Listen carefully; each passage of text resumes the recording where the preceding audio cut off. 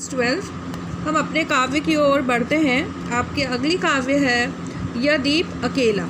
सच्चिदानंद हीरानंद वात्स्यायन अज्ञेय। ठीक है, 1911-1987।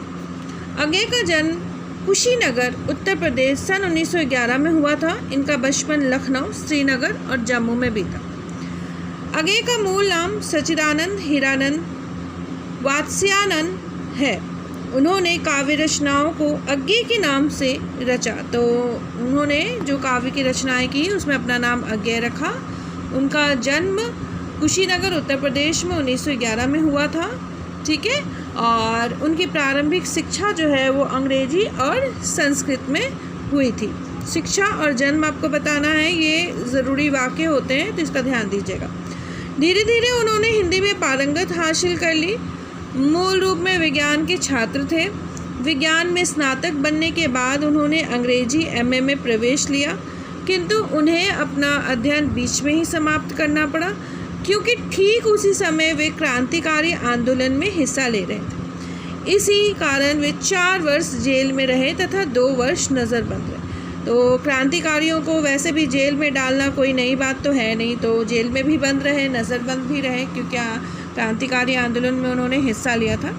अज्ञेय घुमक्कड़ प्रवृत्ति के थे, इसलिए देश विदेश की अनेक यात्राएं उन्होंने की थी।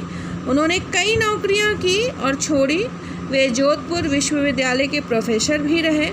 उन्होंने हिंदी के प्रसिद्ध समाचार साप्ताहिक दिनमान की स्थापना भी की तथा मुख्य संपादक भी वो रहे।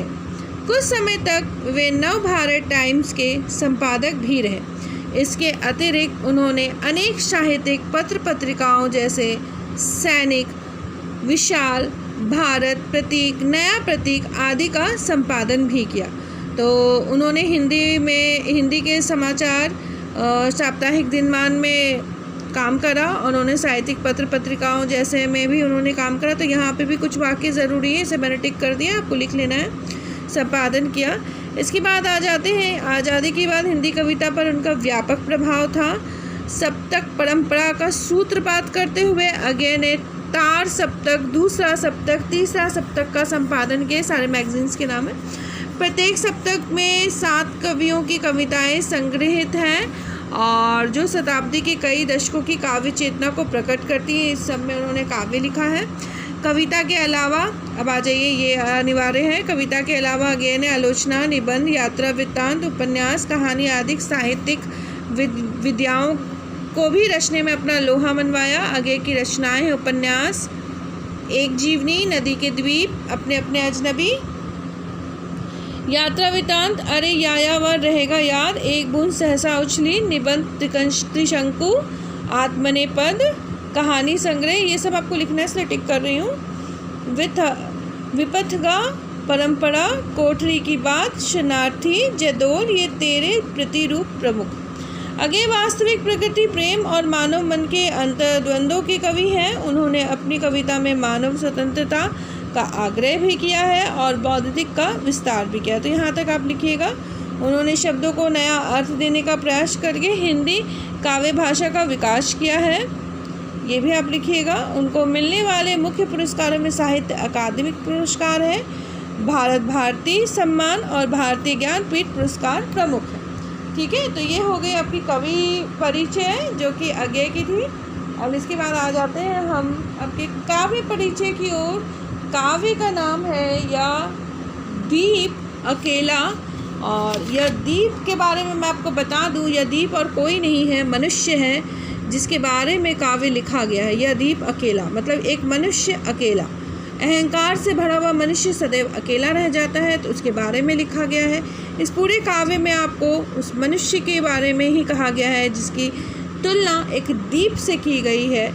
अब इसके काव्य परिचय को आप जरा समझने का प्रयास कीजिए, क्योंकि आप अगर नहीं समझेंगे तो आपको काव्य बिल्कुल समझ नहीं आएगा। यह दीप अकेला कविता में अज्ञेय जी ने व्यक्ति के प्रतीक के रूप में एक ऐसे दीप को चित्रित किया है जो स्नेह भरा है, गर्व भरा है, मदमाता भी है, किंतु अकेला है। सारे गुणों से संपन्न है परंतु वो अकेला है। तो कवि का कहना या मानना है कि अहंकार का मद हमें अपनों से अलग कर देता है। यदि हम अहंकारी हो जाए, सर्वगुण संपन्न होने के बाद अगर हम अहंकारी हो जाते हैं तो फिर हम अपने अपनों से अलग हो जाते हैं। इसीलिए अहंकारी नहीं होना है। कवि कहता है कि इस अकेले दीप को भी पंक्ति में शामिल कर लो। ये कौन सी पंक्ति है? राशन कार्ड की पंक्ति है? हाँ, राशन लेने की पंक्ति है? नहीं, ये पंक्ति ले लो, मतलब इसे भी अपने समाज में शामिल कर लो, इसे भी उन आम मनुष्यों में शामिल कर लो जो समाज में है। पंक्ति रूपी समाज में शामिल करने से उस दीप की महत्वता एवं सार्थकता बढ़ जाएगी। गुणी तो वो दीपक है ही, उसमें अहंकार है, उस अहंकार को हटाना है, उसे एक समाज में शामिल करना है। तो गुणी होने के कारण उसकी जो महत्वता है वो बढ़ जाएगी और सार्थकता जो है वो भी बढ़ जाएगी, वो माना जाएगा। और कहीं ना कहीं man is a social animal, मनुष्य जो है एक सामाजिक पशु है, मतलब समाज में रहने वाला ही वो एक इंसान है, समाज में रहने वाला पशु कहलाता है, ऐसे कहा जाता है। एक मतलब अब प्रोवर्ब है समझ लीजिए, लेकिन है तो मनुष्य बिल्कुल अलग होते हैं जानवर से, क्योंकि उनके पास बुद्धि एवं सर्वगुण संपन्न होता है। तो महत्ता एवं सार्थकता जो है उसकी बढ़ जाएगी। द्वीप में सब कुछ है, सारे गुण एवं शक्तियाँ हैं, उसकी व्यक्तिगत सत्ता भी कम नहीं है। जो व्यक्तिगत सत्ता कहते हैं ना, अपना पर्सनालिटी जो है वो कम नहीं है। फिर भी पंक्ति की तुलना में वह एक है, अकेला है। लेकिन अगर वो समाज में नहीं है तो फिर तो वह एक अकेला ही मनुष्य कहलाएगा। इसीलिए उसे पंक्ति में यानी कि समाज में शामिल कर लो। इस कविता के माध्यम से अज्ञेय ने व्यक्तिगत सत्ता को सामाजिक सत्ता के साथ जोड़ने पर बल दिया है। किस पर बल दिया है? इस कविता के माध्यम से अज्ञेय ने व्यक्तिगत सत्ता को सामाजिक सत्ता के साथ जोड़ने पर बल दिया। मतलब किसी भी मनुष्य को अकेले नहीं जीना चाहिए, समाज में रहना चाहिए, सामाजिक होकर जीना चाहिए, अहंकार नहीं करना चाहिए। द्वीप का पंक्ति में विलय, वैशिष्ट का सम्मिष्ट में विलय है। तो ये दीप जो है अगर पंक्ति में समाज में मिल जाए तो उसका व्यक्तित्व जो है वो सभी में समाविष्ट हो जाएगा, मिल जाएगा, विलय हो जाएगा और आत्मबोध का विश्वबोध में रूपांतरण हो जाएगा। तो उसकी जो आत्मिक गुण है वो विश्व लोकों में पता चल जाएगी, रूपांतरण हो जाएगा। मतलब आपका जो आत्मिक बोध है वो विश्व बोध में बदल जाएगा, उसका रूपांतरण हो जाएगा। आप लोगों को, समाज को अच्छी तरह से समझने लगेंगे और समाज भी आपको अच्छी तरह से समझने लगेगा। इसी में द्वीप की सार्थकता है और व्यक्ति की भी। तो द्वीप जो है उसकी सार्थकता जो है वो समाज में मिलने से है, व्यक्ति की भी। मतलब अगर जो व्यक्ति है उसका व्यक्तित्व है अगर वो समाज में मिल जाए तो वो सार्थक हो जाएगा।